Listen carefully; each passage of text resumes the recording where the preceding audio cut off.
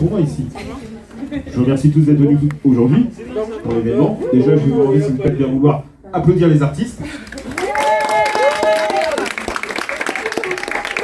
Oui, il faut qu'on se capter les artistes. Allez.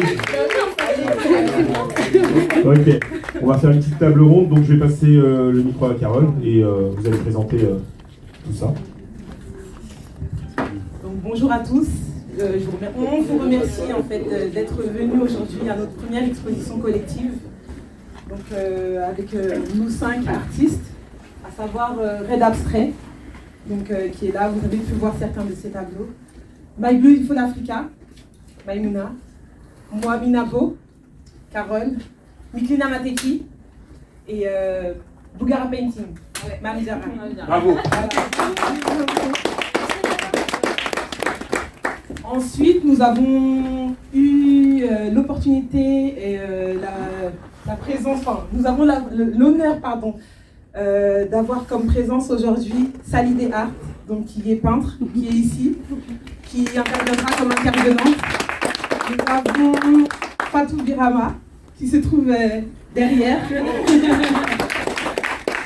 Nous avons Marianne Sané, du coup, qui est peintre également.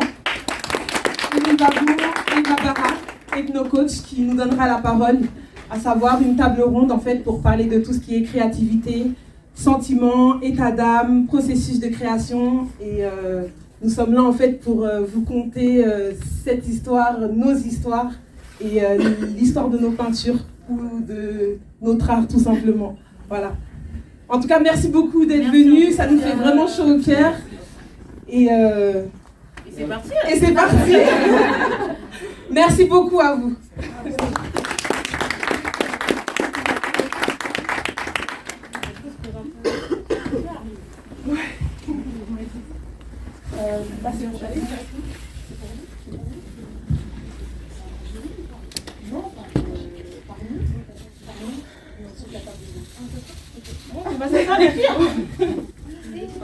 Si personne a besoin d'un siège parce qu'elle a besoin d'être assise, il faut me le dire, comme ça je vous passe le siège dessus.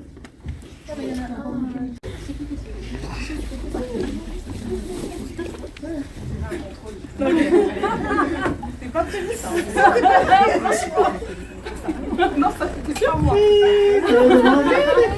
La modératrice. On commence par là. Alors bonjour à tous et à toutes. Aujourd'hui on s'est déplacé. On a pris le temps de venir à un vernissage, de venir à une exposition, de venir parce qu'on connaît une artiste, 2 artistes, parce qu'on s'intéresse à l'art. Et moi je remercie ces merveilleuses femmes d'avoir organisé cet événement. Et je vais commencer par vous demander à vous, qu'est-ce que ça vous évoque l'art en termes de mots? Quels sont les mots qui vous viennent quand on vous dit art? Liberté. Sensibilité, liberté, Expression. émotion, identité, Originalité. créativité, force, il y a eu un mot là-bas, Originalité. subconscient, Originalité. originalité, dimension, thérapie, patrimoine, merci, richesse, partage. Yes. Il y a beaucoup de mots, n'est-ce pas mesdames? Est-ce que ces mots vous parlent, vous qui créez? Ok. Ce qui est intéressant dans l'art, c'est qu'on est nombreux à ne pas se dire artiste. Je vous le dis, moi la première, je ne me sens pas artiste. J'en parlais à l'instant justement avec Aminata. Je ne me sens pas artiste. On est nombreux à ne pas se sentir artiste et pourtant, l'art nous fait réagir. L'art nous fait agir. L'art nous émeut. Et c'est là où ces femmes vont pouvoir aujourd'hui nous amener à conscientiser. Si vous regardez bien, tous ces termes-là nous parlent. Peut-être qu'on est connecté à l'art d'une autre manière. Moi, j'aime parler de créativité. Et nous sommes tous des créateurs. Nous avons tous ce pouvoir de créer, nous avons tous ce pouvoir justement d'insuffler une énergie, une dynamique. Et justement, aujourd'hui, je vous demande d'applaudir ces femmes qui nous ont partagé justement leur créativité.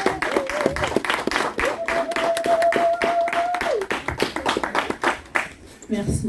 Alors, les filles, je vais vous demander, je vais vous passer le micro à tour de rôle, passez-vous le micro à tour de rôle, mais de vous présenter et de nous dire justement, vous, quelle est la vôtre de définition de l'art et qu'est-ce qui vous a amené à démarrer. On aime savoir justement, aujourd'hui on en est là, ok, très bien. C'est quoi l'élément déclencheur? C'est quoi qui vous a fait passer à l'action et poser la première toile, la première photographie, etc. Tu commences. On l'applaudit pour l'applaudit.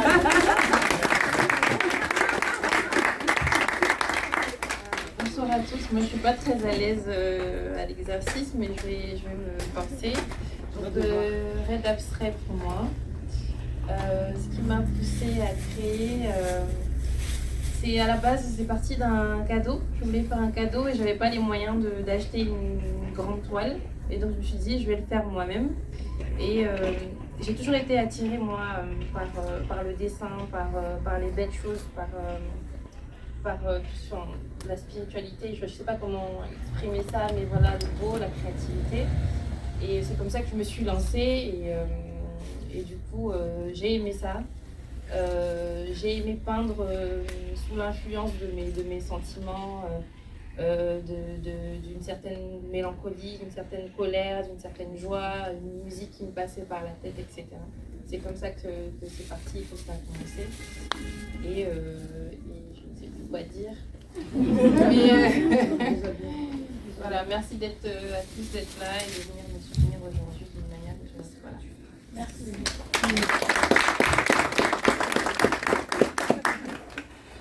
Donc, bonjour à tous, moi du coup c'est Minabo, donc Carole.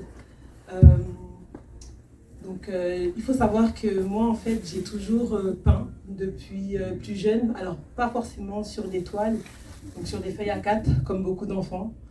Ce que je dis souvent par rapport à la créativité, c'est que la créativité elle est présente en chacune de nous, elle est présente en chacun de vous aussi, et ce depuis la naissance en fait. Quand vous voyez par exemple un enfant qui peint, un enfant qui grabouille, c'est déjà de la créativité. Et en fait, voilà, aujourd'hui, donc je peins depuis environ 2 ans et demi.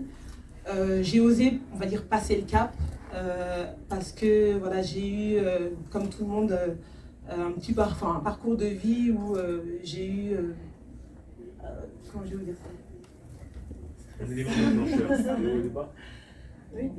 J'ai eu, voilà, j'ai eu des hauts et des bas, et le moment fort, c'est la fin de ma formation, en fait, où concrètement, pendant la formation, on révise, on n'a pas forcément le temps, et quand j'ai terminé cette formation, je me suis lancée, en fait, dans cette peinture-là qui me manquait.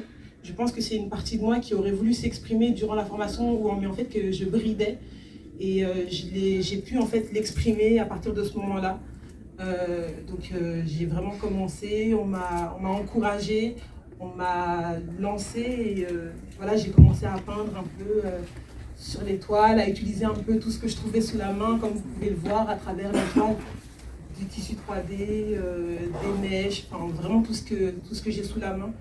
Et je me dis que la créativité en soi, elle n'a pas de couleur, c'est vraiment propre à chacun en fait. Et voilà, on est là aujourd'hui pour vous prouver qu'on a chacune notre créativité et qu'elle existe en chacune de nous. Voilà. Merci. Bonjour à tous. Moi, c'est Miklina Mateki. Déjà, je voudrais vous remercier tous d'être venus pour cet événement A5. Chose qui, pour nous, paraissait peut-être difficile, mais au final, je me dis que franchement, à 5, on a quand même réussi à faire quelque chose de beau. Alors moi, je suis du Congo-Brazzaville. Je suis arrivée en France à l'âge de 7 ans. Moi, j'ai commencé l'art très petite, je pourrais dire, parce que j'ai dans ma famille des touche-à-tout. J'ai un oncle qui est ébéniste. Je passais beaucoup de temps avec lui dans des ateliers, partout où il allait, en fait, j'allais avec lui. Et moi, j'ai commencé petite, mais en dessinant, mais vraiment des petites choses, en découpant des petits bouts de papier pour en faire des vêtements. Puis par la suite, je me suis dirigée en faisant des études de mode, qui n'a pas marché. Mais aujourd'hui, ce qui m'a amenée à peindre, c'est les sentiments. Pour moi, l'art, ça se conjugue au niveau des sentiments. Capter quelque chose qui m'a donné l'opportunité de pouvoir faire ce que j'ai fait jusqu'à maintenant. C'est parti d'une histoire personnelle C'est parti d'une séparation avec le père de mes enfants. Moi, j'ai 2 enfants, je suis maman. Et pendant cette période où je me suis sentie très seule et pas forcément envie d'aller vers ma famille, en fait, pour expliquer, voilà, il se passe ceci, il se passe cela, j'ai commencé à utiliser ce que j'avais au-dedans de moi en le mettant sur une toile. Et je remercierai jamais assez cette relation parce qu'au final, je suis ça. Ça m'a permis de faire tout ce que je fais jusqu'à maintenant. Et ce qui est beau, c'est de pouvoir parler aussi, en fait, sans les mots, en fait. Et voilà, je vous dis merci. Voilà. Un instant, les personnes qui sont à l'extérieur, est-ce qu'on peut faire un peu de place pour qu'ils puissent se joindre à nous également?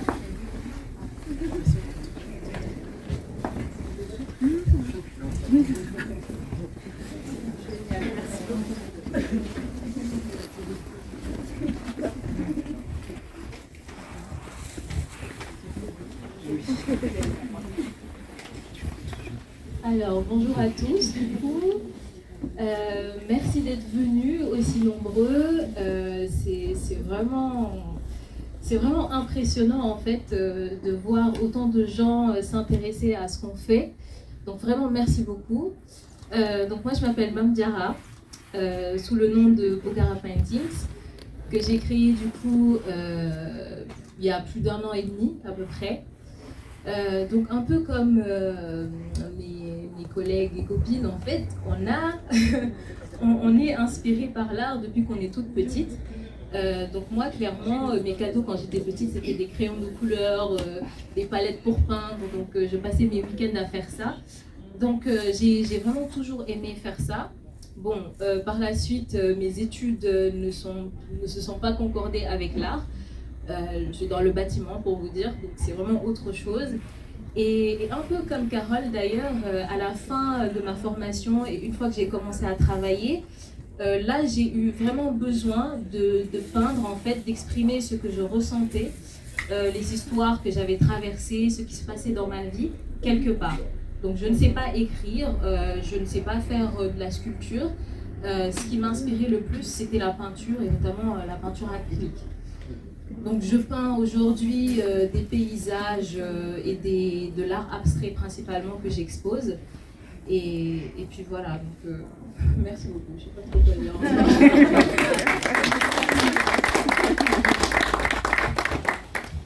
Bonjour à tous.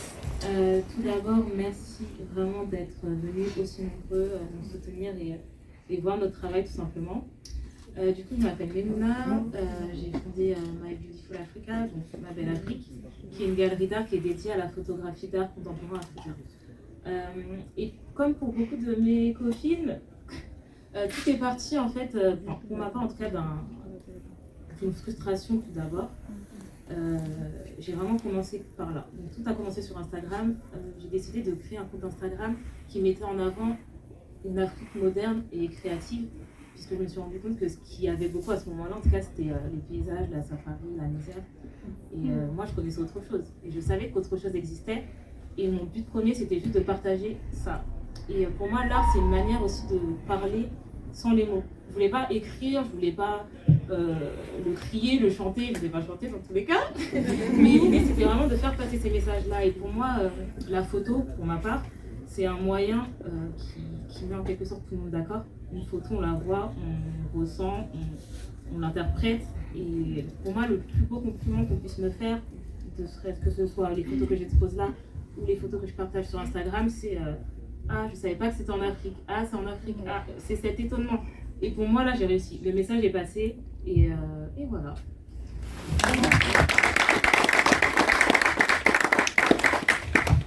Merci beaucoup. Merci pour vos réponses. Merci pour vos présentations qui sont aussi singulières que les êtres que vous êtes. Ce qui est intéressant, vous l'avez remarqué, elles ont démarré pour des raisons différentes. Elles ont des interrupteurs différents. Et ça, c'est important à souligner parce qu'il n'y a pas qu'un seul chemin qui mène à l'art, comme il n'y a pas qu'un seul chemin qui mène au beau. Par contre, le beau, c'est une porte. Je vous l'ai dit tout à l'heure, on est sur la créativité et l'art nous ramène tous sur la porte du beau. Le beau est une porte d'éveil. Quelqu'un a parlé d'inconscient tout à l'heure.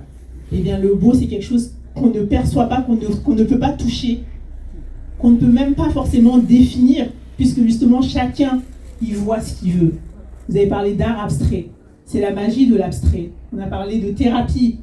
L'art est beaucoup utilisé en thérapie. En tant qu'ethnocoach, c'est quelque chose que j'aborde de temps en temps, de savoir ce que les gens voient. Vous l'avez tous vu, non? Cet exercice où on montre une tache d'encre, ouais, c'est un crâne ou c'est un arc-en-ciel. Et bien selon ce qu'on voit, en tant que thérapeute, on arrive à percevoir un petit peu l'état d'esprit de la personne. Mais justement, le beau est une porte, mais c'est une porte qui laisse libre. C'est une porte qui est ouverte, elle n'est pas fermée, elle n'est pas cadenassée, ce n'est pas une cloche. C'est une porte qui mène à la liberté. Donc merci à chacune d'entre vous de l'avoir pris. Merci de nous permettre de partager vos aspects de la liberté, là où cette porte vous a conduit. Moi j'ai une question. Vous avez remarqué, non, elles ont toutes commencé il y a à peu près 2 ans, n'est-ce pas? Bon, il s'est passé quoi en 2020? On arrive à la fin. On arrive à la fin. Tout a démarré un 15 mars, n'est-ce pas? Vous vous souvenez? Tout a démarré un fameux vendredi soir, le 15 mars. Boum, premier confinement. Bon, là, on arrive 2 ans après. On arrive mi-mars, pareil. En plus, on dit le 14. Donc, ça va faire pile poil 2 ans. N'est-ce pas? Donc, j'aimerais savoir justement comment vous avez vécu ce confinement et comment, justement, vos projets ont soit vu le jour, soit sont passés à l'action, parce que parfois, au moment où on passe à l'action, eh bien, parfois, le projet peut être là depuis un petit moment. Donc, sur cette question-là, justement, comment vous avez démarré et comment vous avez vécu cette mi-mars il y a 2 ans? On va commencer de l'autre côté? Bien. Alors, comment j'ai vécu le confinement? Pour moi, ça a été une libération, vraiment. Puisque, en fait, je travaillais, j'ai fait des longues études, et je ne l'ai pas dit, mais cette sensibilité à l'art, je l'ai eue depuis petite. Et je l'ai, pour le coup, c'est devenu inconscient, je l'ai enterré pour me consacrer à mes études. Donc j'ai fait l'école de commerce. À ce moment-là, je n'avais pas en tête de dessiner, enfin je ne savais pas dessiner, mais j'avais toujours cet intérêt pour l'art, mais sans plus. Et c'est quand j'ai commencé à travailler que j'avais atteint le goal, enfin je sais pas si c'est le mien, du coup c'est mes parents, c'est la question, mais que je me suis rendu compte, ok, j'ai fait mes études, j'ai mon CDI, et après. Donc j'ai travaillé pendant 2 ans, ça se passait super bien, j'étais dans une très bonne équipe. Mais j'avais à côté mon compte Instagram qui commençait à bien grossir, j'avais des opportunités auxquelles je ne pouvais pas assister parce que je travaillais. Et je me suis dit, en fait, pendant le confinement, je crois que j'ai fait 1 semaine de télétravail. Et après, je me suis dit, en fait, c'est bon, j'arrête, je me consacre totalement à mon projet, je le mets en route. Et ouais, c'est à ce moment-là que j'ai tout créé, que j'ai visionné aussi, que je me suis rendu compte que du pourquoi de mon compte Instagram, là, je vous l'expliquais, mais à ce moment-là, je ne savais pas pourquoi j'avais créé. Et voilà, donc le confinement, ça m'a permis de vraiment faire de tout remettre à plat, de redistribuer les cartes, de savoir ce que je voulais vraiment faire et de délivrer mes messages.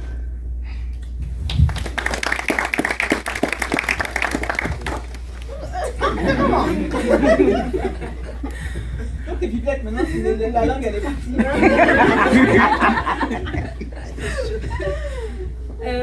Alors, le confinement, c'est assez compliqué.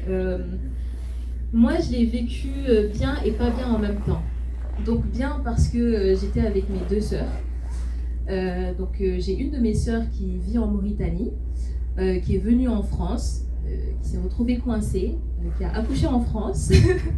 Donc on avait un bébé pendant ce temps-là à la maison, vu que j'aime bien les bébés, donc ça se passait plutôt bien. C'était un peu le bébé, ma thérapie, quoi. Et en dehors de ça, elle m'a un peu poussée en me disant bon voilà, j'ai besoin de 3 toiles à la maison quand je vais rentrer en Mauritanie, tu te débrouilles, tu me les fais. Du coup, je lui dis, tu sais, ça fait longtemps, j'ai pas peint, c'est un peu compliqué, j'ai pas confiance, je veux pas que tu affiches des toiles chez toi, quoi. Et du coup, elle m'a dit, non, fais, tu vas voir, moi j'en suis sûre que tu peux faire des beaux trucs et tout. Donc elle m'a quand même donné un petit coup de pouce. Au final, j'étais contente, c'était un projet, voilà, un peu comme Maïmouna, j'étais en télétravail, on n'avait plus de vie, clairement. Voilà, les relations amicales, amoureuses, tout ça, c'est un peu en stop. Voilà, tout était sur WhatsApp, quoi. C'était un peu triste. Et pour le coup, voilà, je lui ai fait ces 3 toiles. Elle a aimé son mari aussi, ses enfants aussi. Et à partir de là, je me suis dit, écoute, je vais m'acheter d'autres toiles et je vais voir ce que ça va donner. J'ai créé une page Instagram, du coup, moi qui ne suis pas trop connectée au réseau. sans mettre mon visage, je mettais que mes photos de toile, pour qu'on ne sache pas qui je suis, tout ça, voilà, c'était vraiment caché. Et au final, les gens étaient plutôt réceptifs et c'est au fur et à mesure que j'ai commencé à me dévoiler. Voilà, jusqu'à maintenant, on ne voit pas trop mon visage, mais voilà, ça arrive. Mais voilà, au final, je l'ai bien vécu d'un côté parce que ça m'a permis de libérer la frustration qu'il y avait en moi, en fait, le fait de ne pas créer quelque chose pendant un moment. Et puis de l'autre côté, les relations sociales voilà, qui sont stoppées. Et puis voilà, c'est ce côté-là qui est un peu difficile. Voilà.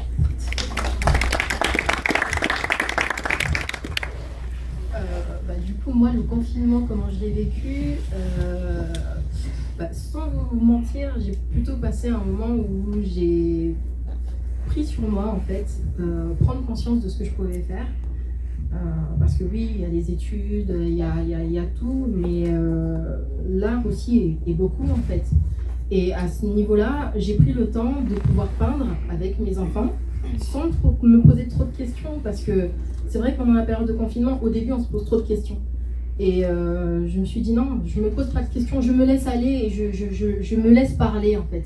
Et j'ai peint avec mes enfants, je me suis juste découverte encore davantage et j'ai grandi encore davantage.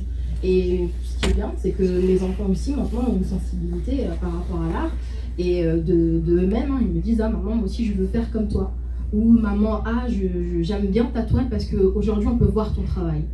Et ça c'est beau, c'est juste beau et j'aimerais que mes enfants, eux aussi, se découvrent aussi par l'art, pourquoi pas, professionnellement aussi, plus tard, pourquoi pas. Mais c'est surtout apprendre à s'écouter. Parce que c'est vrai que ça, souvent, en général, par rapport à la famille, donc si la famille voilà, pousse un peu au niveau des études, oui, il faut faire des études, oui, mais quelquefois, on peut passer à côté de quelque chose, en fait. Donc voilà.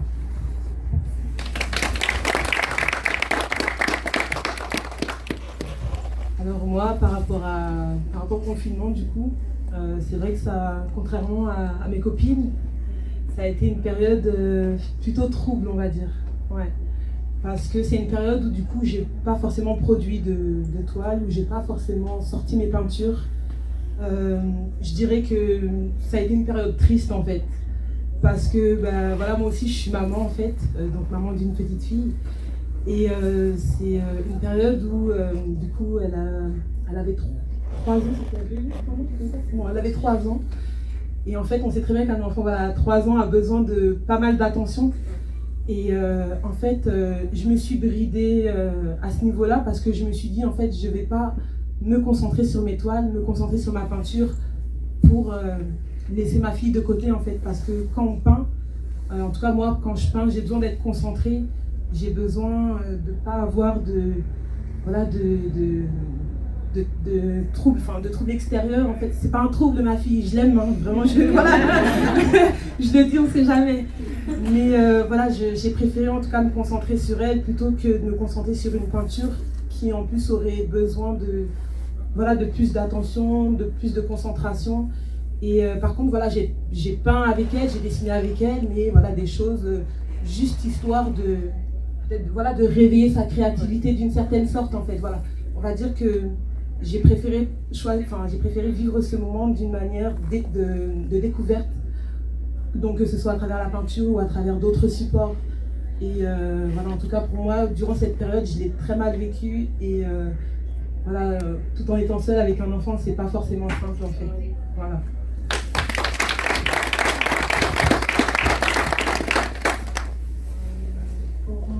Le confinement était beaucoup anxiogène au départ, en tout cas au tout début.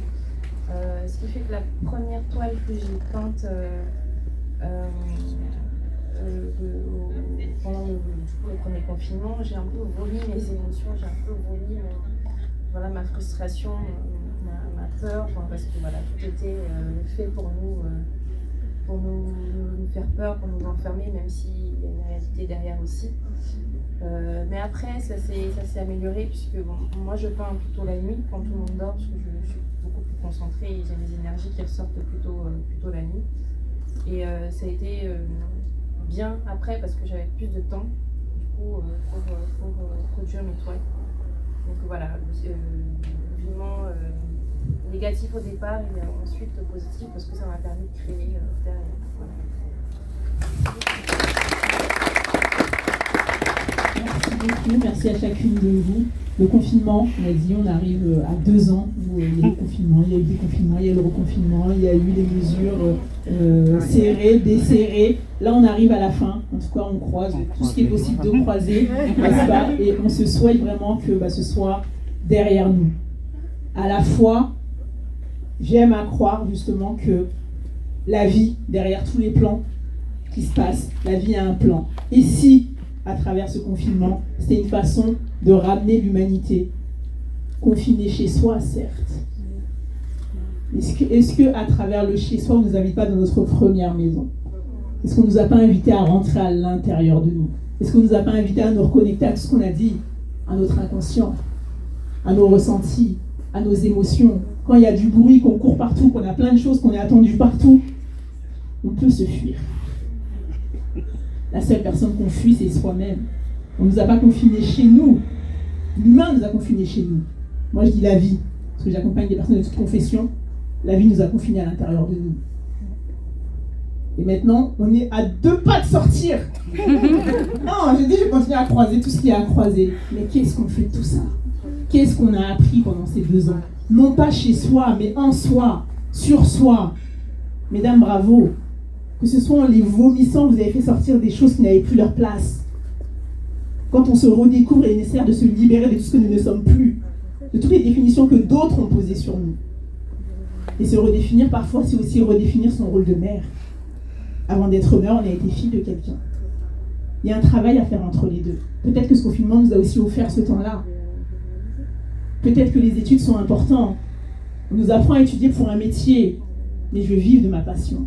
Je vais vivre de ma mission de vie. Je vais vivre de ce pourquoi je suis sur Terre. Mais avant d'y être, qui suis-je ? On est rentré en nous, malgré nous. J'espère à chacun qu'on a fait le travail nécessaire et qu'on va pouvoir sortir et qu'au-delà des hommes, la vie va trouver qu'on a fait le taf nécessaire à l'intérieur de nous et qu'on mérite de se mettre en relation différemment, les uns avec les autres, les unes avec les autres. Et je vais finir sur cette question avant de passer à la table ronde suivante. Les unes avec les autres. Vous êtes 5 femmes, 5 doigts de la main. Ok. Vous êtes 5 afrodescendantes. J'aimerais savoir justement comment ce choix s'est posé pour vous. Vous n'êtes pas forcé de répondre toutes, mais qui veut répondre à cette question ? Bon, le vote, hein.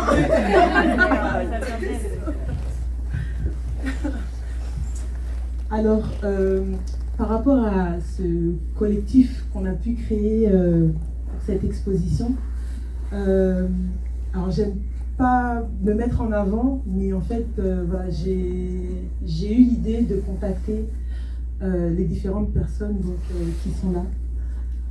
Parce que voilà, j'ai eu un constat, à savoir que du coup je peins depuis 2 ans et demi à peu près.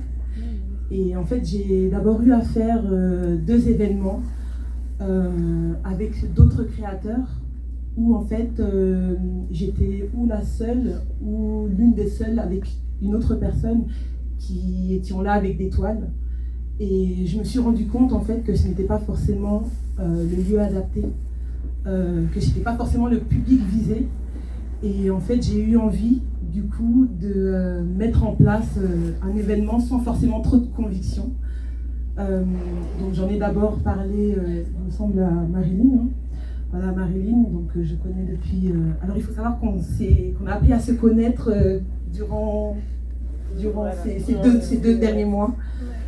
Et donc voilà, on est vraiment parti sur ça. Et de là, j'ai contacté mes autres copines donc, que j'ai pu rencontrer lors d'une rencontre avec une autre association.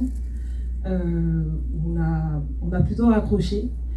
Et je me suis dit que c'était une bonne idée en fait. Alors il n'y a pas forcément une question de couleur comme tu demandais. C'est simplement, voilà, que ce soit une personne blanche, une personne noire, une personne de toutes les couleurs. Souvent, on reste avec des personnes parce que c'est comme ça, en fait. Enfin, on discute avec des personnes qui ont des affinités comme nous. Voilà, j'ai ma copine Aziza qui est heureuse, enfin qui est là. Et c'est pas pour autant que voilà, on n'est pas copines. Et c'est simplement, voilà, j'ai trouvé ces artistes-là. Et ça s'est fait comme ça en fait. Naturellement. Ça s'est fait naturellement en fait. Elles ont adhéré au projet, on a tout adhéré au projet, on a réussi à travailler ensemble. On a fait des choses que je pense on n'aurait jamais, qu'on n'aurait pas imaginé, entre l'organisation, les appels, les textos, franchement, les zooms. Et on s'est dit en fait que cette table ronde elle était nécessaire parce que quand on a pu discuter ensemble, on a vu qu'il y avait quelque chose de différent en nous mais qui nous rassemblait toutes, à savoir la créativité, l'art, quel que soit le moyen d'expression, la sensibilité. Et on a voulu vous le partager en fait aujourd'hui. Donc voilà pourquoi on vous a réunis à travers cette exposition. Donc on vous présente aujourd'hui, à savoir l'art dans tous ses états, c'est-à-dire état d'âme, les états, nos différents pays, les états, nos différents sentiments. Voilà pourquoi c'est l'art dans tous ses états. Voilà. Pour la première session. Pour la première session. Merci beaucoup Carole pour ta réponse qui donne beaucoup d'informations. Je me permets de rebondir là-dessus, sur le fait que, comme tu l'as dit justement, c'est quelque chose qui s'est mis en place naturellement. C'est quelque chose qui, aujourd'hui, vous êtes 5 femmes. Justement, vous êtes adressées à des femmes parce que c'était naturel. Et souvent, justement, on va vers ce qui nous ressemble. N'est-ce pas? C'est une facilité et c'est aussi naturel et à la fois, on peut dire c'est nécessaire ou pas. On en a besoin aujourd'hui. C'est important. Quand on se reconnecte entre nous, la première chose à faire, c'est de reconnecter à tout ce qu'il y en a de semblable. Donc, on est des femmes, on se reconnecte au génome féminin, on est des afrodescendantes, on se reconnecte à nouveau à ce génome d'afrodescendants. J'invite, je me permets, c'est le lieu, en tout cas, c'est comme ça que je le ressens, à penser également que toutes les communautés fonctionnent de cette manière. C'est une facilité. Et parfois, ce n'est pas penser. On ne pense pas à exclure une communauté. C'est juste que chacun va à ce qui lui ressemble. Donc, on a aussi cette responsabilité individuelle et collective d'oser ouvrir et d'oser tendre. Je donne un exemple. Vous connaissez tous les parcs d'attractions, n'est-ce pas? Je ne vais pas citer de nom, voilà, il y en a un en particulier où je me rends tous les ans avec mes enfants. Et mon fils, à l'époque il avait 6 ans, prend un catalogue et me dit, mais maman, on vient tous les ans, il y a des enfants marrons comme moi partout, dans le catalogue il n'y a que des enfants blancs. Il a 6 ans. Et quelque part, eh bien, je peux lui mettre le mot, oui, du coup on est rejeté, vous n'êtes pas représenté. Je lui dis, ok, qu'est-ce que tu veux faire? Est-ce qu'on peut leur demander pourquoi? D'accord? Dans ce cas, on va leur écrire. Donc il a écrit une lettre à Sincèrement, il a écrit une lettre en disant, oui, je viens tous les ans avec ma maman, mon petit frère, on vient le vendredi, il a écrit toute sa vie. Et il a adressé cette lettre-là, on l'a fait partir avec accusé de réception. Il a reçu une réponse. Ils ont dit qu'ils n'ont pas fait exprès, que ce n'était pas volontaire et qu'ils tiendront compte de sa réflexion pour le prochain catalogue. Je ne sais pas s'ils l'ont fait ou pas, mais nous avons cette responsabilité de faire monter l'information d'une part et de laisser cette présomption ils ont peut-être fait comme nous, ils ont fait au plus simple. Ils ont dit oui, j'ai un ami, qui a un ami, qui a un ami, mais ton ami, il est afrodescendant, son ami est afrodescendant, et au final on se retrouve entre nous, et c'est bien. Par contre, reconnaissons que, ça nécessite qu'on puisse se dire, attends, on connecte au génome féminin, et c'est puissant, parce que la femme est créatrice. Amen. Ok, la femme est créatrice, et je dirais même le féminin est créateur. Absolument aucune espèce sur cette terre n'atterrit sur terre sans traverser le corps d'une femme. Absolument aucune espèce n'atterrit sur terre sans traverser le corps d'une femme. Nous sommes l'unique porte d'entrée sur cette planète. Nous sommes l'unique porte d'entrée sur cette planète. Donc le jour où on reconnectera réellement au génome féminin, la transformation sera réellement possible. Donc moi je vous remercie parce que justement à travers cette exposition, c'est ce que vous offrez, c'est ce que vous proposez. Je parle du mois de mars comme du mois de la femme. Vous nous avez honorés, on est passé de salle en salle et du coup vous avez surpris de toile en toile. C'est différent, chacune raconte son histoire, chacune dépose des bouts de soi, chacune l'a fait soit dans une dynamique de déposer, de se libérer, soit dans une dynamique de partager, dans une dynamique d'embellir, ou du moins en tout cas de montrer le beau, sa vision du beau. Et moi, je vous remercie, vous, d'avoir fait le déplacement, d'être venus justement accueillir ce qu'elles sont. C'est une façon justement de reconnaître. On en a besoin. Comme un enfant, il a besoin qu'on reconnaisse son aptitude. Il a besoin qu'on reconnaisse qu'il y a quelque chose pour qu'il puisse justement l'arroser lui-même et le faire grandir. Donc moi, je vous remercie d'avoir honoré les femmes en ce mois de la femme. On va passer à la seconde table ronde, si vous le voulez bien. Merci.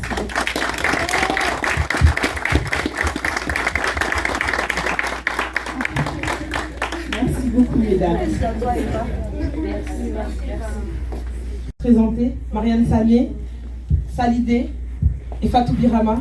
Et du coup, Eva Bara qui est présente parmi nous. Voilà. Est-ce que quelqu'un veut prendre le relais pour Fatou Birama? Tu veux donner son téléphone à quelqu'un pour qu'il puisse... Ah, je peux pas être au triangulaire, Excusez-moi. Mais tu es importante. Accepter de venir enrichir cet événement. Comme on dit, on parle, souvent là, on le contemple avec les yeux. C'est important d'avoir des mots dessus. Je trouve que c'est important justement qu'on puisse l'aborder. On a parlé là de peinture, on a parlé de photographie, mais ce n'est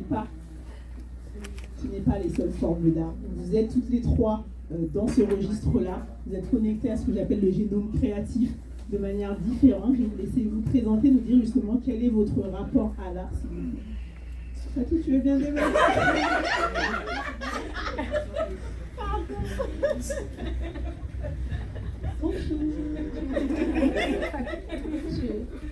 Ok, je m'appelle Fatou Birama.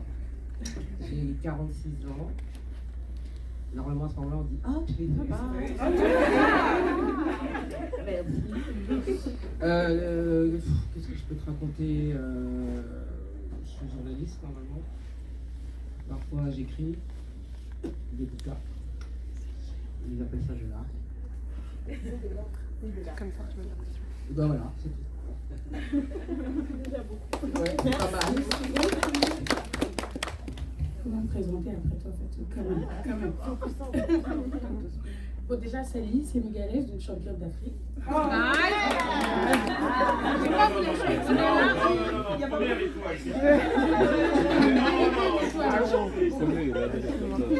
part cette information très importante, donc du coup, artiste peintre et plasticienne, autodidacte. J'ai fait des études en journalisme. Je me suis spécialisée en documentaire vidéo. Donc moi, ce que je voulais faire, c'était reporter d'images. Et puis en fait, je suis tombée dans la peinture. Je suis tombée dans la peinture depuis toute petite. J'ai toujours été créative et j'ai toujours été accompagnée dans cette démarche de créativité par mon entourage proche. Sauf qu'au moment où justement j'ai fini mes études et que je cherchais un premier emploi, donc j'ai fait face à toutes les difficultés, on va dire, qui sont attachées au fait d'être une femme noire qui veut évoluer dans un monde d'hommes blancs. Le journaliste reporter d'image type, c'est un homme blanc d'une quarantaine d'années, c'était tout l'opposé. Et donc en fait, pour survivre, j'ai décidé de me concentrer beaucoup plus sur la peinture. J'avais essayé d'autres pratiques artistiques comme la danse, le chant, j'ai essayé tout ça et au final, je me suis retrouvée à travers la peinture. Et donc là, ça va faire 10 ans que j'ai vendu mon premier tableau et puis 10 ans que j'évolue en tant qu'artiste peintre et je mène des ateliers d'art-thérapie. Je vais dans les quartiers aussi pour initier à l'art. Je vais aussi dans les établissements scolaires pour partager en fait un profil de métier qui n'est pas forcément, on va dire, évident pour certaines communautés, notamment la communauté de l'art.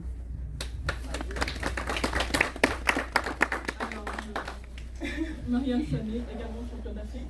J'ai vu également le sang, mais je le précise. C'est une nouvelle enfance.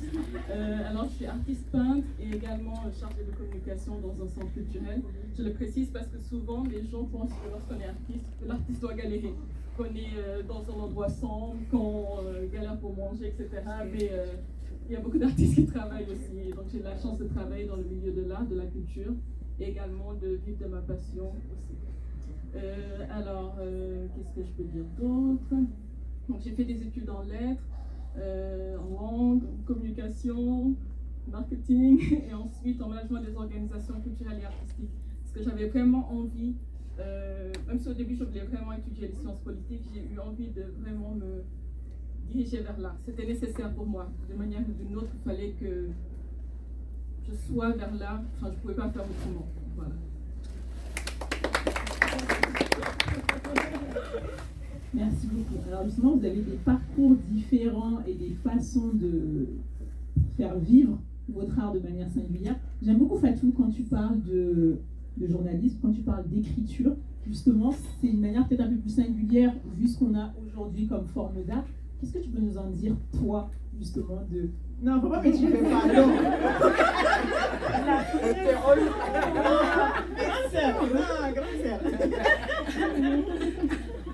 Mais qu'est-ce que tu peux nous dire, justement, toi, à travers l'écriture? Qu'est-ce que tu mets, justement, comment est-ce que tu le rattaches à l'art, toi, l'écriture, le journalisme engagé, tu peux dire? On la connaît. Qu'est-ce que tu veux que je te raconte? Je fais pas exprès en fait. On va dire que c'est mon parcours de vie qui m'amène amené à l'écriture, qui m'amène toujours à l'écriture. Alors contrairement à toi, moi je suis une artiste qui galère. C'est dans moi. C'est la Ça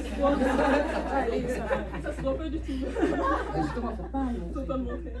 Mais non, plus sérieusement, c'est mon parcours de vie en fait qui m'a amené à l'écriture.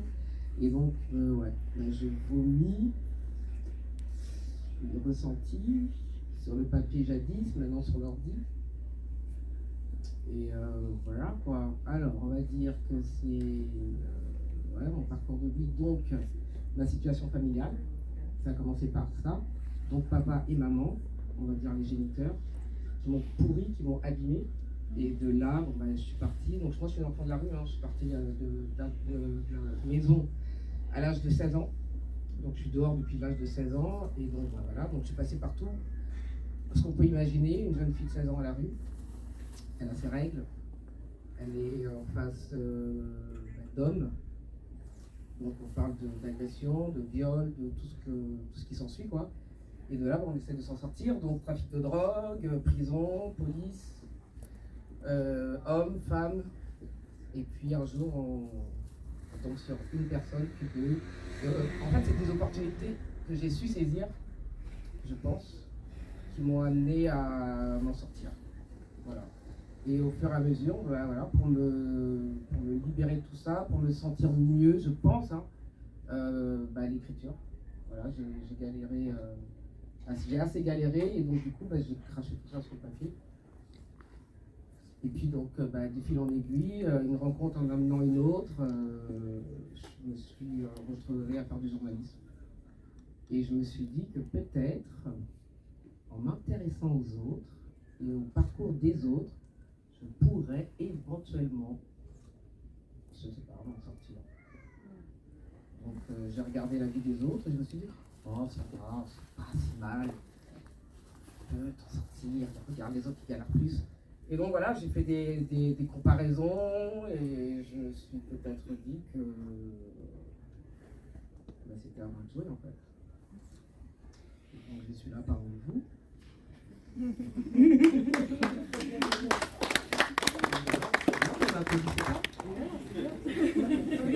Voilà.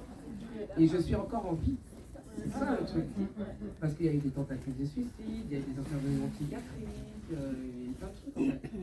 Donc maintenant pour cracher tout ça, et à chaque fois j'écris. Et voilà. Inch'Allah, un jour, je vais passer derrière la caméra. Et je vais mettre tout ça en image.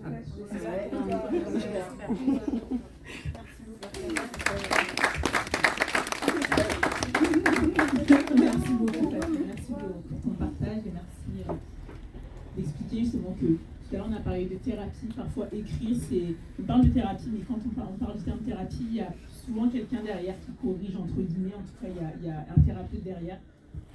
J'ai le sentiment que c'était toi, face à ta feuille, ton stylo et ton crayon, ont été tes thérapeutes qui ont permis justement de poser dans un premier temps les mots. Comme tu dis, je serais honorée un jour de pouvoir peut-être voir ça sur un écran. Comment toi, tu as réussi à découdre, ou en tout cas à libérer autant que possible ton histoire. Psychiatre, psychologue, psychanalyste aussi, il faut les pilotes. D'accord, n'est-ce pas? Du coup, c'est oser demander de l'aide aussi, oser se dire à un moment donné, en fait, celle que je suis, la femme que je suis, la petite fille que j'ai été. Aujourd'hui, pour aller à l'étape d'après, il est peut-être temps que j'appelle au secours. C'est ça, se sauver soi-même. Merci beaucoup. Merci.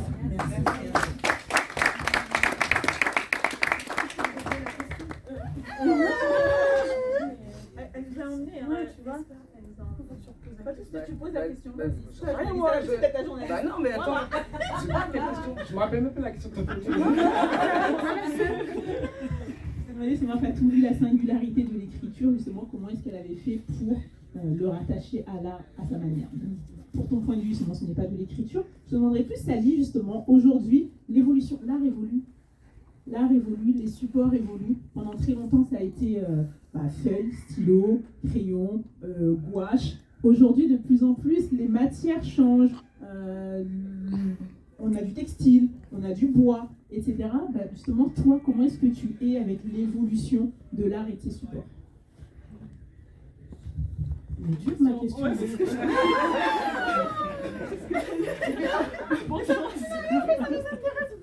vais essayer de répondre.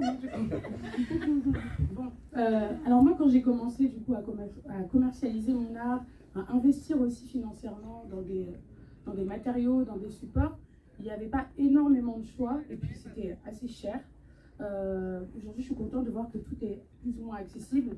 On peut aussi commander à l'étranger pour avoir des outils différents. Et je suis aussi contente de voir que, comme ici, les personnes s'essayent à de nouvelles techniques, de nouveaux supports pour vraiment s'approprier les choses.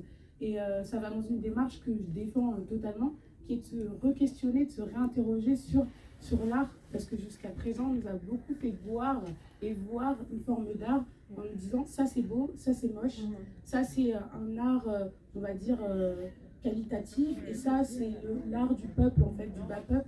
Et je suis contente en fait que les gens viennent donner, on va dire, des coups de pied dans la fourmilière pour permettre que finalement tout le monde trouve sa place et puisse s'exprimer. Moi, il y a 10 ans, c'était quelque chose qui était inconcevable, qu'il se passe un événement comme celui-ci. Et c'est pour ça que les filles, je vous félicite et je vous remercie. Parce que moi, quand j'ai commencé il y a 10 ans, je ne pouvais pas me projeter sur quelqu'un. C'était soit des personnes qui sortaient des beaux-arts et qui du coup avaient, on va dire, un chemin qui était plus facile d'accès. J'avais personne qui avait commencé, comme moi, dans la chambre de mes parents, attacher mes pagnes de peinture acrylique et de me faire embrouiller par ma mère, parce que les pagnes, c'est pas gratuit. Voilà, aujourd'hui, je suis contente de voir que ça se démocratise et que ça évolue, que les gens s'écoutent et s'expriment de leur manière, et qu'il n'y ait personne pour dire, non, en fait, la meilleure façon de fonctionner et de s'exprimer artistiquement, c'est comme ça et pas autrement. Donc, je ne sais pas si j'ai bien répondu, mais en tout cas.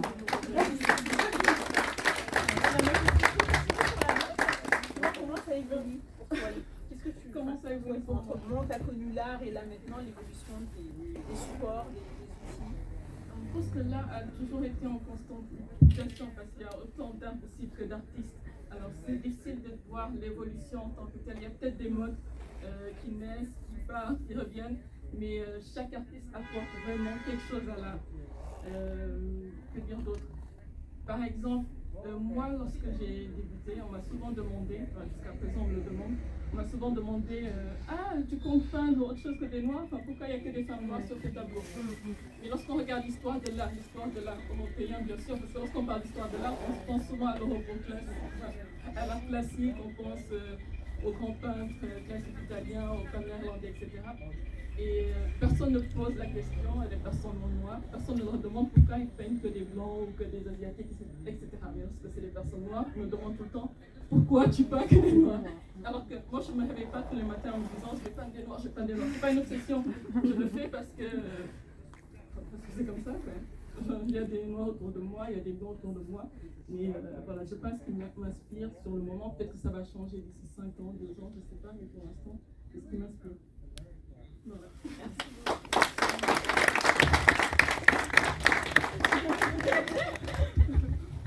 Merci beaucoup. Alors on a parlé d'art, on a parlé justement avec Fatou de l'écriture qui est également une forme d'art. La vidéo c'est également une forme d'art. Est-ce que vous avez d'autres représentations d'art dont on n'a pas évoqué par exemple aujourd'hui? Est-ce que vous mettez dans l'art le chant, en effet, la musique, la danse, la musique, la parole, la la coiffure, La mode, poésie, les vêtements, les vidéos.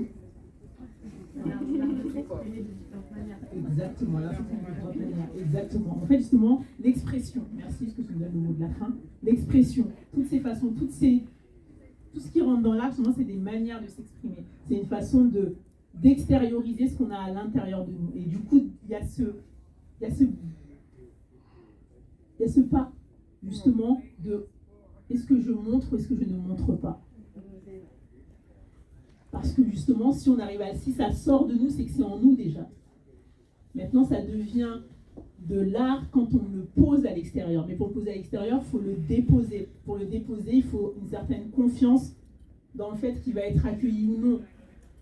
Et la façon dont il est accueilli parfois, souvent, eh bien, peut faire qu'on va continuer ou pas. Quelqu'un l'a dit justement, il y a un frigo à remplir, il y a des parents qui nous attendent après certaines de grandes études, etc., etc. Justement, quand on parle d'art, il y a des images. Et c'est là où j'aimerais vous amener pour la question suivante. Comment votre entourage a réagi quand vous êtes positionné en tant qu'artiste?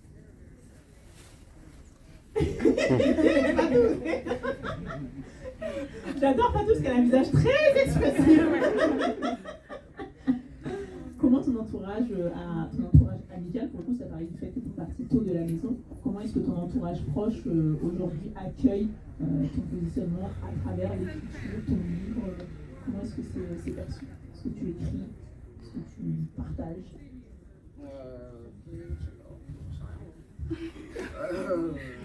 En fait, je m'en fous. J'en ai rien à foutre. Ils prennent ça comme ils le veulent. C'est pas mon problème. Alors, il y a ceux qui sont surpris, surtout les amis d'enfance en fait, parce qu'ils n'avaient pas compris. Donc, ils ont été surpris. Après, après, il y en a qui m'encouragent quand même. Mais en vrai, je m'en fous en fait. Je m'en fous, c'est pas mon problème. En fait, moi, je fais ce que j'ai à faire et puis Jen Tupora qui prend ce qu'il a à prendre, ce qui ne plaît pas, il ne prenne pas. C'est pas mon problème. Quand j'étais en chien là, il y a quelqu'un qui me regardait. Donc pourquoi là maintenant je vais devoir. Pourquoi maintenant je devrais m'intéresser ou en tout cas m'occuper ou m'attarder sur le ressenti de mes proches. Je sais pas, j'en fous. Merci pour la réponse. J'aime beaucoup la réponse. En tout cas, en atelier, c'est ce que je dis aux gens. Faites-le pour vous, en fait, et pas pour le regard des autres ou l'approbation d'autrui. Sinon, on casse la démarche, en fait, de se libérer, de se faire du bien avec l'art. Donc bien, je fais. Moi, pour le coup, j'étais vraiment... j'avais pas du tout d'objectif de me professionnaliser dans l'art. J'étais vraiment à côté, il fallait que j'ai un boulot dans ma branche, en rock. Mes parents étaient saignés pour financer mes études. Il fallait que j'accède là-bas coûte que coûte. Et en fait, l'art a été un outil de survie finalement. Et la première impulsion, ça a été c'est ma mère qui m'a dit en fait, cette œuvre et puis celle-ci, je pense qu'il y a moyen de les vendre. C'est beau, moi j'ai l'impression de voir ça dans les magasins. Et en fait, quand ta mère t'encourage à quelque chose, quand elle est bienveillante, et tu suis. Et à partir de là, j'ai eu mes premiers clients ont été des amis, des amis, puis les cousines, les cousins. Donc j'ai eu la chance d'avoir été portée par mon entourage qui a été très bienveillant et qui l'est encore. Et finalement, j'ai pas forcément senti de réticence ou de scepticisme de la part de mon entourage proche. Et en fait, ce qui me fait rire, c'est que une fois, il y avait un oncle qui était venu à la maison, j'étais avec mon père, et j'étais en train de peindre une grande toile qu'on m'avait commandée. Et l'oncle en question se met à rire en fait en me voyant peindre. Il dit, mais une grande fille comme toi, qu'est-ce que tu fais là à peindre un tableau? Et en fait, j'ai même pas eu le temps de répondre que mon père en fait a pris les devants et lui a dit, mais en fait, de qui là? Ces tableaux, elle les vend. Elle a des clients, elle les vend. Donc, on prend ça au sérieux. Et là, je me suis dit, ok, d'accord, je suis vraiment soutenue, en fait, je suis vraiment portée. Donc, voilà.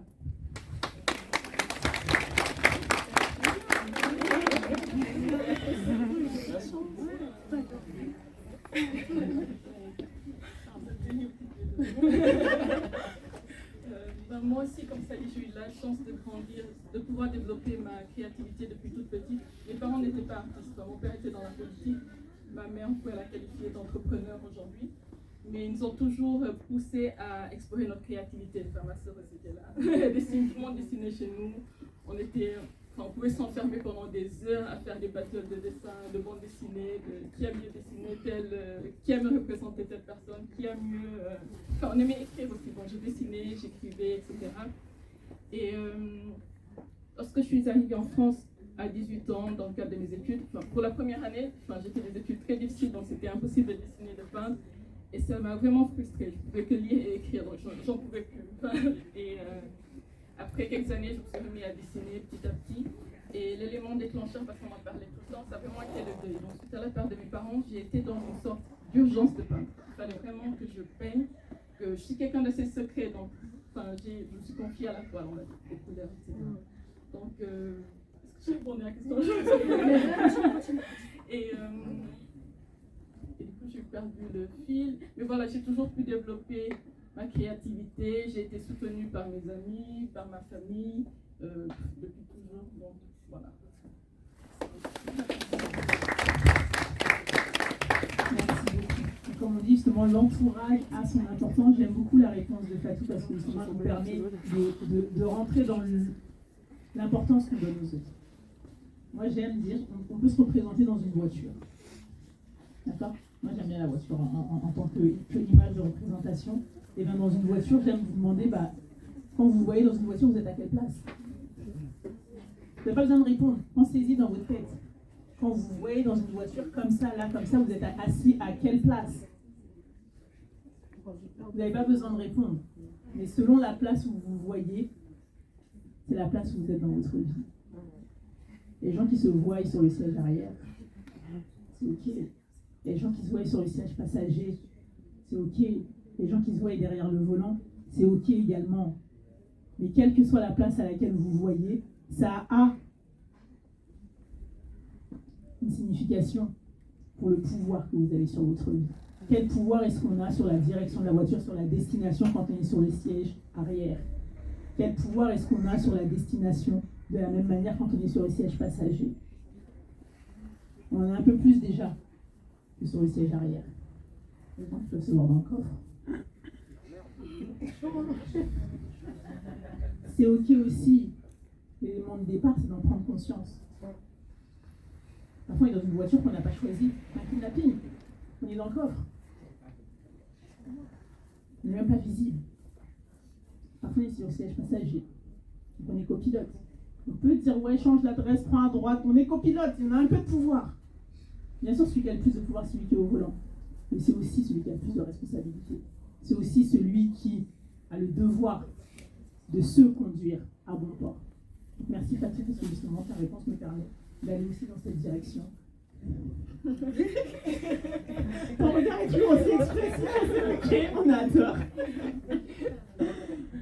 Donc, dans le registre de l'art, quel pouvoir est-ce qu'on donne aux autres sur les directions qu'on donne à notre vie, sur ce qu'on aime ou ce qu'on n'aime pas? Là, vous avez parlé d'armes, ça peut être sur notre tenue vestimentaire, sur notre coiffure, sur ce qui est bien, sur ce qui est correct, ce qui est un bon métier, ce qui ne l'est pas, ce qui est un bon partenaire, ce qui ne l'est pas. C'est la même chose qui se joue partout. Donc avoir un environnement qui est capable d'accompagner nos choix, c'est génial. Mais quand on ne l'a pas, on ne l'a pas toujours, eh bien ce savoir, c'est l'élément de départ. C'est important de savoir qui on est, ce qui est important pour nous, pour pouvoir justement avoir cette posture du tu aimes c'est bien, tu aimes pas c'est la même chose. N'est-ce pas? Donc c'est ce que je nous souhaite à tous et à toutes. Mesdames, est-ce que vous avez chacune un mot justement pour les personnes qui sont là aujourd'hui? Est-ce que vous aimeriez leur partager sur le sujet de l'art, du beau, de la vie, sur vos expériences? Pourquoi est-ce que vous pouvez les enrichir? On va commencer là-bas, Fatou.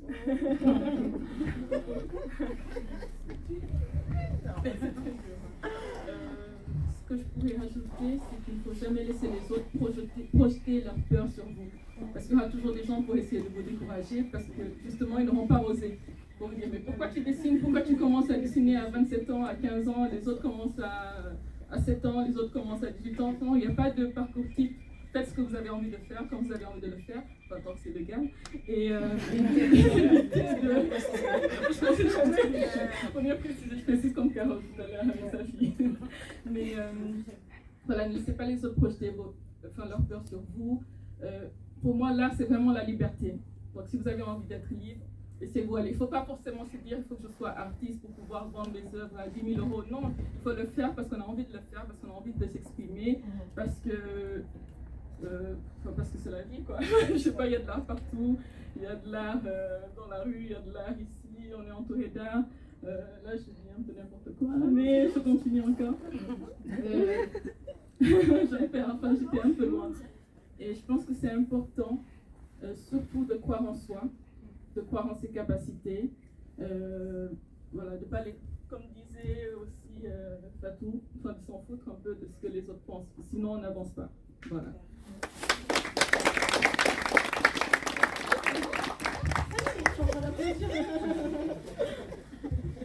Ce que j'aurais à dire rejoint beaucoup ce que Marianne a dit. Je pense que c'est important de chercher à prendre soin de soi, d'être aligné en fait avec ses valeurs, ses principes, de créer finalement un schéma de vie qui nous est propre, qui nous ressemble. Et puis en fait, il y a autant de schémas de vie que d'individus.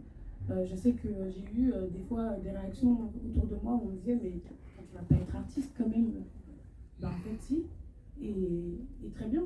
Ah, mais tu peux pas, tu veux des enfants, ouais. Ben j'en ai une et je suis artiste aussi. Ouais, mais tu veux beaucoup d'argent, ouais, apparemment on veut beaucoup d'argent. Et ben je vais travailler à côté aussi. Et en fait, je pense qu'à partir du moment où on s'écoute ses aspirations, ce qu'on a envie de faire, ce qui nous ressemble, et qu'on se donne les moyens parce qu'il faut travailler et travailler dur, je pense qu'on est tous et toutes ici, vous êtes tous capables d'être en mesure de vous réaliser en fait et de devenir ce que vous voulez être, tout simplement. Pas d'obstacle. Pas d'obstacle.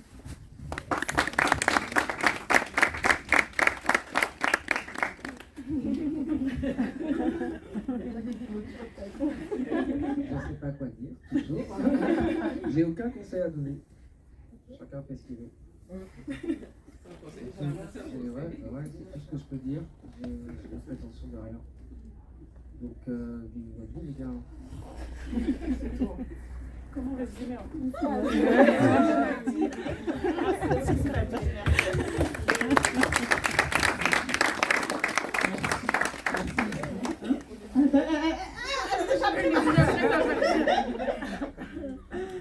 Moi, je tenais à vous remercier pour cet échange et pour sa richesse. Et je tiens à remercier les personnes qui sont présentes également. L'importance d'accueillir l'autre tel qu'il est. Moi, c'est ce que j'entends, les filles, par rapport à votre entourage. L'importance, justement, en tant que parents, d'accompagner. Aujourd'hui, certains le sont, d'autres pas. On est peut-être des grands frères, on est peut-être des tatas. D'accompagner la créativité. Comme dit justement, artistes, certains se reconnaissent dans le mot, mais en tout cas, on est tous, absolument tous créatifs. Un enfant qui fait du bricolage, un enfant qui fait de la peinture, qui fait des gribouillis, eh bien, il ne s'agit pas de surjouer, mais juste de lui poser des questions. Qu'est-ce que tu fais? Qu'est-ce que c'est? Ah, c'est sympa ça. Bon, les mamans, on en parle. Les enfants qui font des cadeaux pendant des heures et des jours, ils nous les donnent et après, ils vont à la poubelle. Qu'est-ce que l'enfant retient? C'est pas beau. Quand on regarde chez nous, on n'a qu'à dire qui a été acheté des tableaux carrés avec des citations, il est en plein milieu de son salon. C'est beau. Des tableaux d'art, c'est beau. Notre argent est un vote. Et ce qu'on pose chez nous est également un vote. Eh bien, accrocher, ne serait-ce qu'un dessin d'un enfant dans son salon, un endroit où tout le monde va le voir, quel message on envoie à cet enfant? Je vous assure, des fois, le dessin ne ressemble à rien. Il n'a rien à voir avec ta déco. Qu'est-ce que ça te coûte à toi et qu'est-ce que ça va lui apporter à lui, à elle? Pensons-y aux prochaines fêtes des mères, au prochain. Maman, je t'ai fait ça à la crèche. C'est des petits gestes, mais on encourage la créativité à notre échelle. Bien sûr, la vie va amener des choses, les copains vont amener des choses, mais justement, à notre échelle, que ce soit les tatas, comme dit, les tontons, les grands frères, les grandes sœurs, eh bien, les personnes qui sont autour de nous, essayons autant que possible d'accueillir leur créativité. Après, ils en feront ce qu'ils veulent. Merci beaucoup, mesdames. Merci pour ce temps d'échange. Merci aux organisatrices.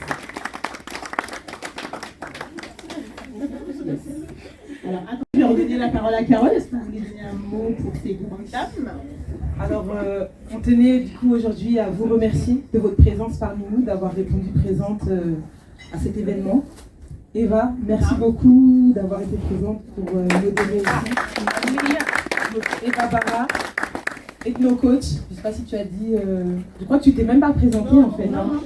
Donc voilà, ben, je lui redonne le micro pour qu'elle puisse se présenter parce qu'elle a été présente là pour nous et le mieux c'est quand même que vous puissiez savoir qui elle est parce que c'est une personne extraordinaire, vraiment.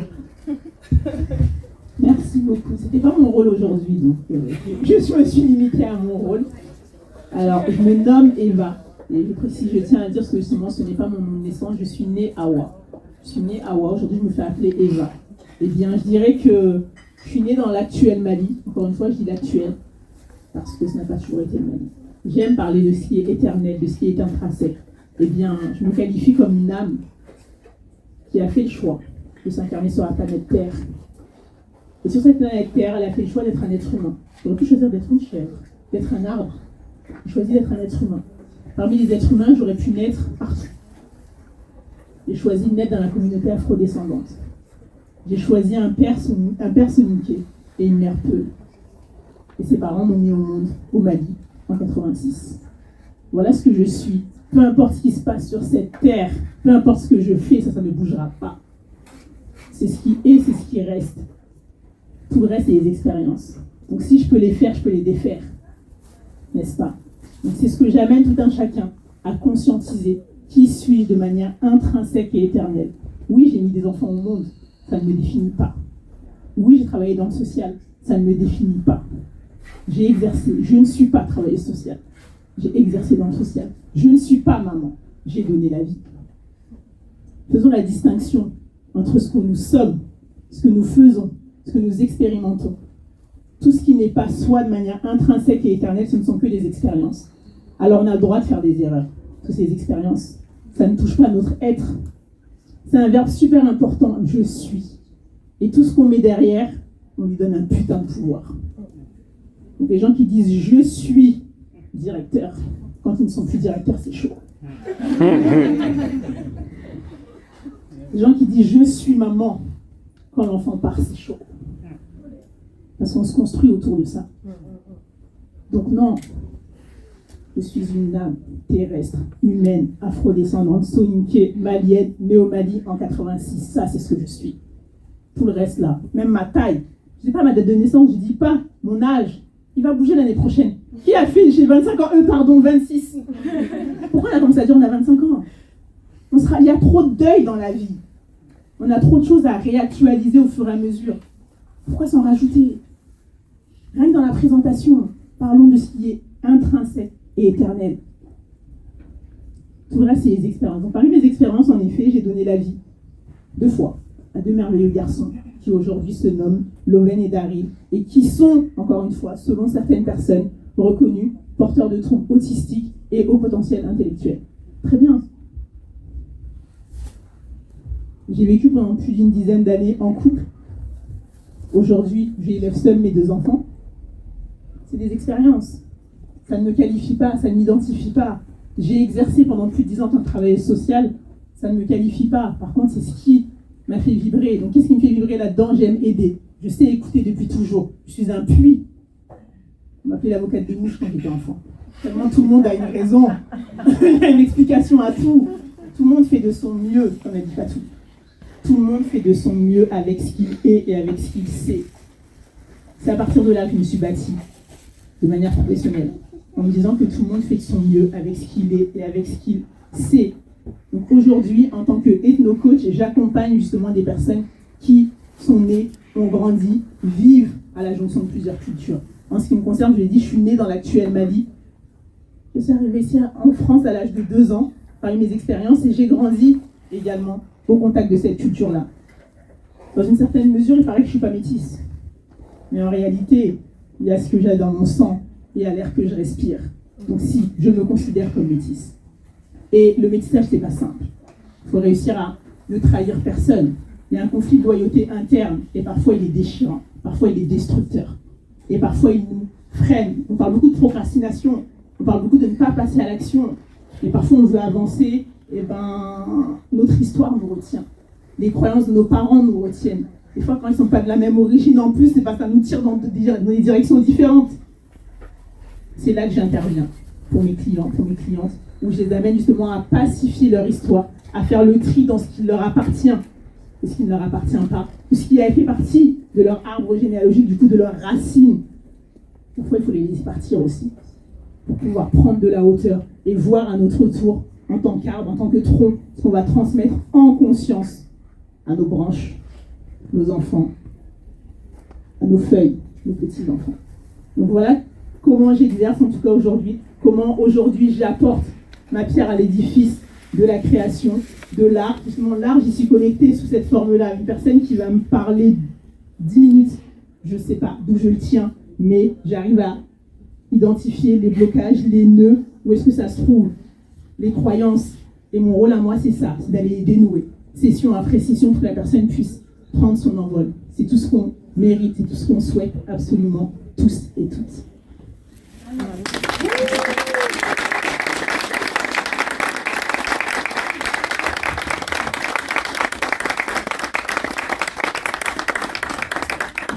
Je vous remercie. Bon, je sais qu'en vrai, là, j'ai été la salle d'attente, on n'a qu'à se dire. Non, t'inquiète. Du coup, merci beaucoup Eva, merci beaucoup Fatou, merci beaucoup Sally, merci beaucoup Marianne. Merci à vous d'être présents, j'ai bien d'être venus, mais d'être présents parmi nous. J'invite ceux qui sont à l'extérieur à pouvoir rentrer un peu plus. Je sais qu'on n'est pas dans le métro à se pousser, mais je pense qu'il y a assez de place pour que tout le monde puisse venir. J'espère que cette table ronde vous a plu, que vous avez pu apprendre certaines choses. Alors pas forcément par rapport à nous, mais que ça a pu éveiller en vous certaines choses peut-être enfouies ou qui arriveront dans les prochains jours, prochains mois, prochaines années, je ne sais pas. Et surtout, voilà, ne vous bridez pas en fait. Si vous avez quelque chose à exprimer, laissez votre âme parler.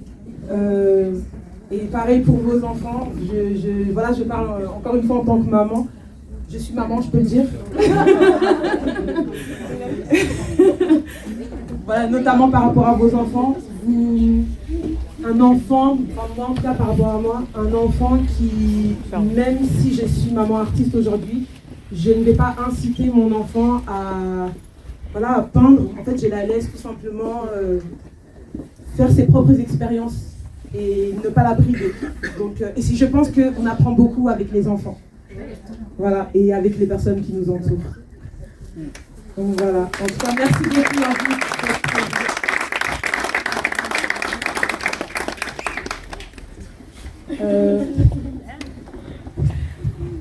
Du coup, on arrive quasiment à la fin de la table ronde. On va terminer en remerciant ces personnes qui sont déplacées et qui ont participé à la table ronde.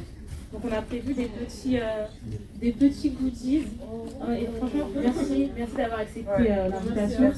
C'était notre tout premier événement. Vous auriez pu nous dire c'est qui ces filles, qu'est-ce qu'elles veulent, c'est qui ces filles. Donc voilà, on tenait vraiment à vous remercier. Donc on a mis ça aux couleurs de notre première exposition là dans la Société d'Art, en espérant qu'il y en aura d'autres et qu'on vous comptera parmi les pionnières.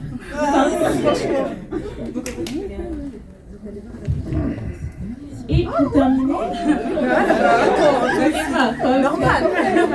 et franchement merci à toi Eva pour ton rôle magnifique que tu as tenu avec grâce, comme d'habitude. Merci beaucoup.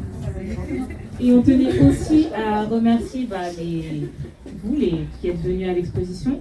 Donc on a organisé un petit jeu concours, donc on va tirer au sort 4 personnes. 3 personnes qui se sont inscrites via le lien Eventbrite et vous repartirez aussi avec un petit souvenir. Voilà.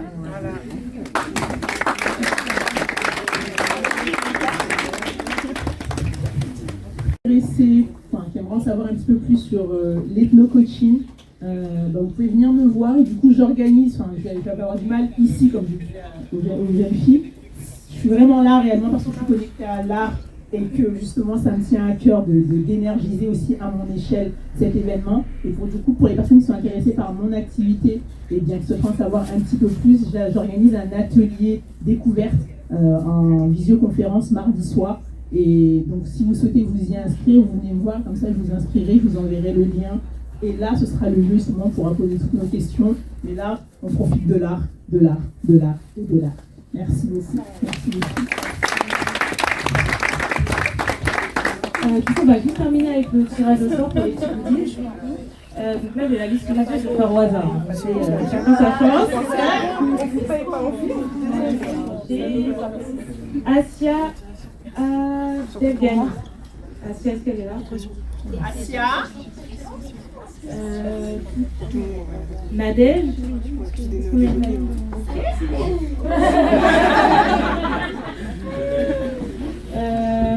Au hasard. Antoine Brunel.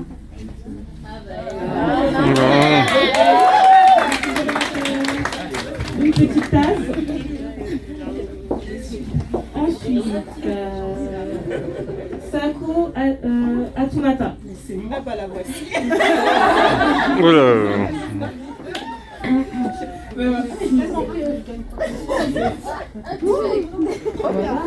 Ensuite, Arthur Khalifa. Eh ben, attends, Khalifa, tu connais? Ouais, prends-le pour lui. Donc voilà. Bravo. Pardon, mais je considère que les absents ont tort.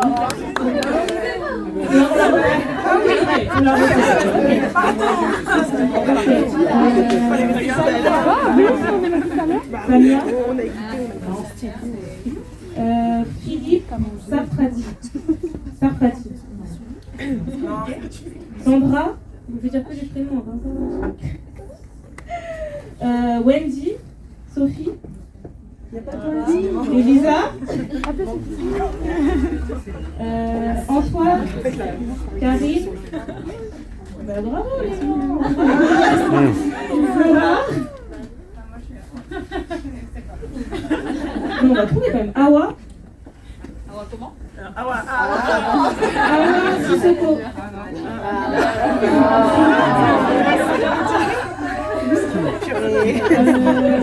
Kala Ami. Kala.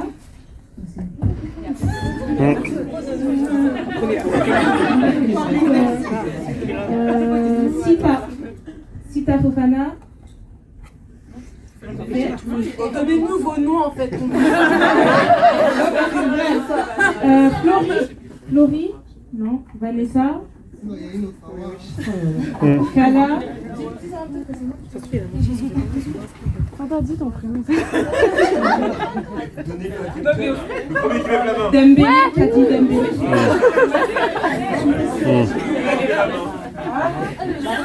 Dembélé, oui, bah Dembélé, Cathy Dembélé. Oui. Tu t'appelles Dembélé?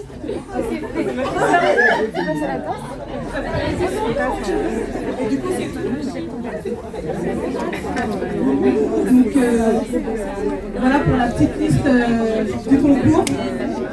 Nous espérons du coup que vous allez passer, comme on vous a dit, une super bonne table ronde et l'exposition continue. Et on sait très bien que vos ventres commencent à garbouiller un peu.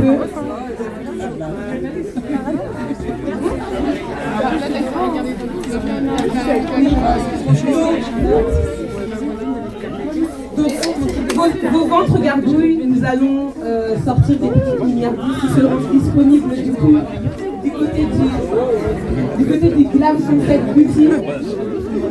Allô.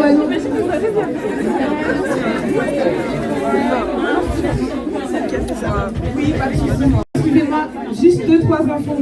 Alors simplement, premièrement, on a oublié de présenter la personne grâce à qui nous pouvons exposer aujourd'hui, à savoir Foumé. Donc la gérante de la boutique Glam Fashion Beauty par laquelle vous allez passer de l'autre côté. Et c'est pas trop long? Ah non. Ah oui, ceux qui veulent du coup avec Eva Barra, n'hésitez pas à aller la voir. puis, ah oui, excusez-moi, c'est bon. Et une dernière info. Les toiles, la plupart des toiles sont en vente. Donc, si certaines vous intéressent, n'hésitez pas à contacter l'artiste informé.